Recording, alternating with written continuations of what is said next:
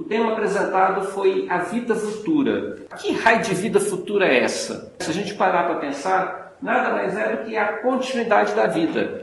Então, se eu hoje sofro, vou continuar sofrendo eternamente?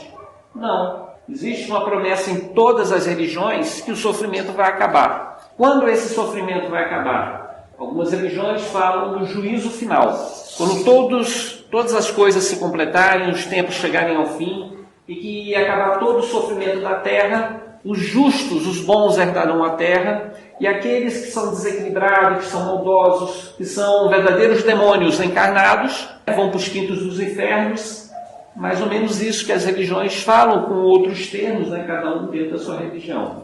Mas, de qualquer forma, uma coisa comum a todas as religiões: a vida futura, ou melhor, a continuidade da vida. Nós todos acreditamos que nós somos espíritos eternos. Tem alguém aqui que não acredita que vai continuar vivendo, que não é espírito eterno? Ótimo, então todos nós acreditamos que nós somos espíritos eternos. Isso significa que nós estamos habitando um corpo de carne que não é o nosso corpo definitivo. Nós estamos ocupando um corpo de carne que vai morrer um dia, mas nossa alma imortal vai continuar viva. E por continuar viva, alguma coisa vai ser feita com ela. Ou a gente vai estar dormindo, aguardando o juízo final, ou, segundo a visão católica, vamos para o céu, para o inferno, para o purgatório, ou, como dizem alguns, fica vagando por aí a alma nossa, por isso que tem casas mal assombradas. Então, cada um tem uma visão diferente do mundo espiritual. Os budistas falam no Nirvana, que seria similar a um céu. Eles se tornariam Budas, estariam no todo universal, fariam parte do todo universal. Aí já é uma visão panteísta. Panteísta considera que nós somos parte de Deus e para ele voltamos após a nossa morte.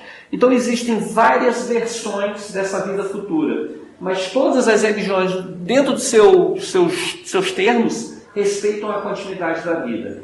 E o que é melhor, todas elas falam a mesma coisa.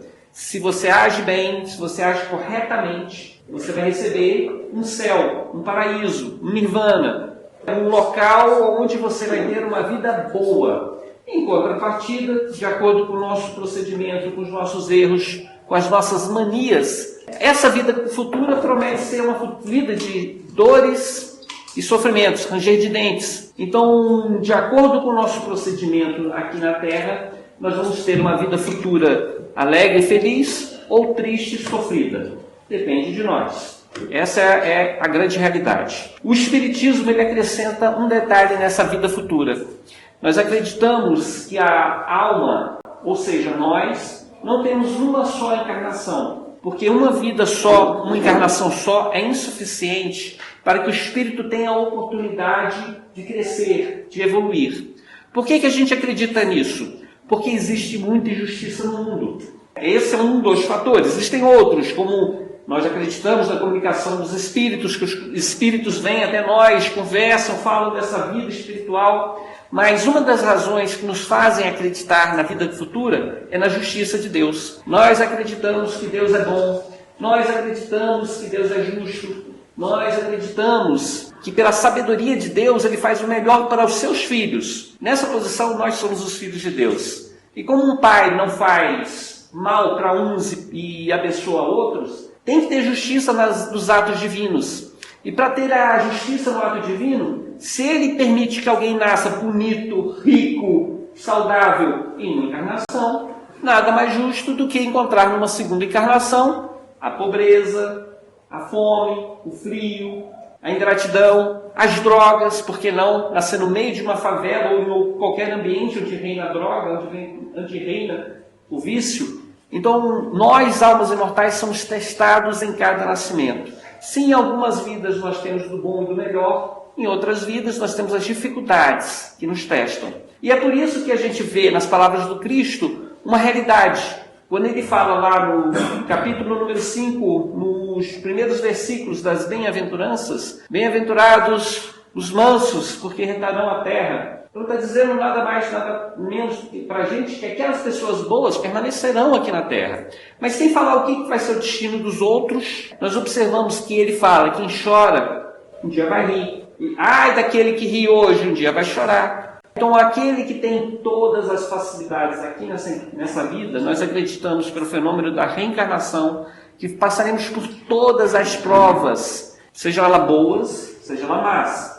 E assim nós teremos a justiça divina aplicada em nossas vidas. Enquanto a gente está em evolução, a gente vai sofrendo, aprendendo, pagando os nossos débitos. No dia que a gente chega à perfeição, nós vamos ser não tão bons quanto Deus, mas bons o suficiente para estar em contato com Deus, vê-lo face a face e fazer a vontade dele. Porque a vontade dele vai ser igual à minha, porque eu vou ter tanto conhecimento, tanto entendimento como ele tem, né? No sentido de compreender a vontade dele. E nesse sentido eu serei um arauto, um anjo, um espírito que estará coordenando, ajudando outros espíritos a evoluir. Eu sempre vejo Deus como Pai. E o Pai coloca cada um de seus filhos em níveis diferentes, em patamares diferentes, para que eles evoluam. O anjo e a menina, Maria, elas vão para uma escola de 4ª série para baixo, porque eles são pequenos. A partir do momento que eles tiverem algumas compreensões, algum conhecimento, eles vão para a 5ª série. Agora, aqui na sala, com certeza tem gente de 2º grau, tem gente de universidade, tá? E isso falando espiritualmente. Então, num ambiente desse, a gente se mistura. Mas na vida, em determinados momentos, a gente está separado junto com os iguais. Então Deus coloca os iguais com os iguais para que eles se melhorem no atrito entre eles. As crianças do jardim aprendem a conviver umas com as outras, se beliscando, se machucando, se mordendo. Chega um momento que já não fazem mais isso. Aí já vão para a 1ª série, já vão para a 2ª série, já aprendem a sentar na cadeira, já fica prestando atenção, já aprende a escrever. Ao nosso lado existem espíritos, alguns deles são familiares, amigos, brincalhões, tem os espíritos brincalhão que nem bom nem mal, e nós temos também os espíritos ruins. Quando a gente fala em vida futura, a gente acredita que existem diversos planos. Plano material é esse que a gente conhece, né, que a gente habita hoje, não é nossa casa definitiva, nem morada definitiva, porque a gente morre, tá? Existe, quando a gente morre, né, locais muito evoluídos, onde espíritos bons, eles se reúnem, se agrupam, fazem verdadeiras cidades. Por que os espíritos bons fazem cidades? É justamente para não chocar a imaginação, o equilíbrio dos encarnados, que acabou de morrer. Se eu acabei de morrer, vi uma cidade só de luz, isso vai me chocar, vai me estranhar, eu não estou acostumado com luz, com pessoas voando. Então eles fazem cidades espirituais, que ainda não são perfeitas, não são puras, não são o céu, mas cidades espirituais que têm mais tecnologia, mais limpeza, mais beleza. Então são cidades espirituais que eles fazem para nos receber. E assim como existem cidades superiores, existem também cidades inferiores, que são verdadeiras favelas, onde os espíritos desequilibrados também se reúnem. E por eles gostarem de jogo, de bebida, de sexo, de planejar a vingança, só um pouquinho, né? Eles atraem aquelas almas, aqueles espíritos para esses antros de sofrimento, a fim deles, as vítimas deles, sofrerem a consequência dos atos que fizeram em vida. Então, durante a nossa vida, a gente cria laços de amizade, compromissos com outras pessoas. Em alguns casos, verdadeiros contratos. Se eu estou acostumado a conviver com determinadas pessoas, ao morrer, eu vou querer estar em contato com essas pessoas.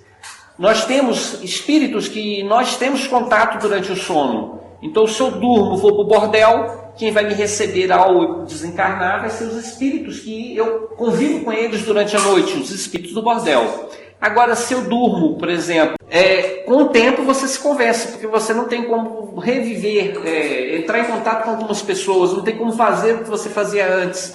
Muitas vezes o espírito, quando ele morre e está em desequilíbrio, ele vaga. Vaga por onde? Por uma floresta, por um pântano, por uma favela. Ele fica vagando. E se ele vaga aqui na Terra, se é permitido a ele andar neste mundo aqui sólido, ele vai falar com pessoas que não vai responder. E aquelas que ele responde, ele não conhece. Ele luta, ele briga com outros espíritos. Ele fica fugindo, porque ele está em desequilíbrio. Ele vive um pesadelo que demora a acordar. Nós temos uma energia magnética, uma energia animal.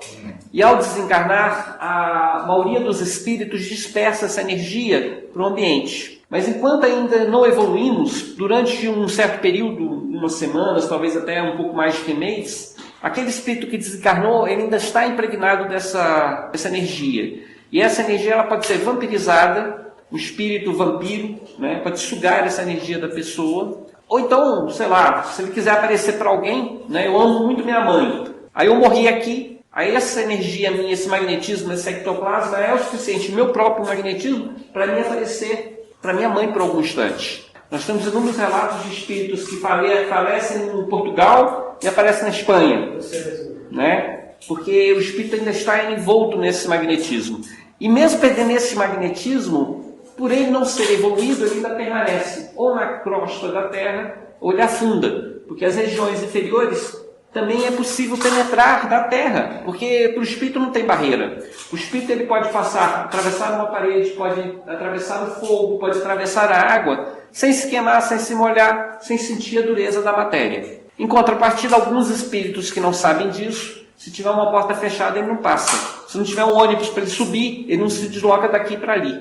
Então, a vida futura para o espiritismo é mais ou menos essa. A vida continua, nós sofremos tudo que fizemos por merecer. Se nós somos pessoas boas, somos convidados, somos acolhidos pelos espíritos para os bons lugares. Se nós somos pessoas desequilibradas, se nós somos pessoas ruins, nós somos arrastados para os umbrais, para as regiões trevosas de dores e sofrimentos. Se não somos nem muito bom nem muito ruim, não tem merecimento nenhum, muitos espíritos permanecem na Terra. Fazendo o quê? Fazendo o que eles faziam antes. Né? Nós temos espíritos que moram nas nossas casas. Quem são esses espíritos? Um pai, uma mãe, um avô, um bisavô, um irmão, um parente que já morreu, que aceita ou não que já morreu, que sabe ou não que já morreu, mas que conhece aquela vida e continua sentando junto com a gente para almoçar, continua nos acompanhando na escola, na igreja, como se tivesse a vida normal, né, dele. Só que é uma vida apagada, sem propósito. É como se ele fosse apenas no Big Brother, somente uma pessoa que assiste a nossa vida, interferindo nos nossos pensamentos, dando sugestões boas e ruins. Mas eles não saem da Terra.